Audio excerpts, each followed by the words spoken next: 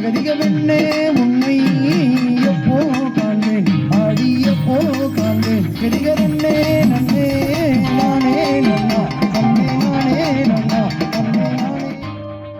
திருப்பூர் மாவட்டம் கருவலூர் அருகே உள்ள சௌடேஸ்வரி அம்மன் கோயிலில் மகா கும்பாபிஷேகத்தை முன்னிட்டு வள்ளி கும்மி மற்றும் கம்பத்தாட்டம் நிகழ்ச்சி நடைபெற்றது. சிறுவர் சிறுமியர் உள்பட 50க்கும் மேற்பட்டோர் இதில் கலந்து கொண்டு நடனம் ஆடினர்.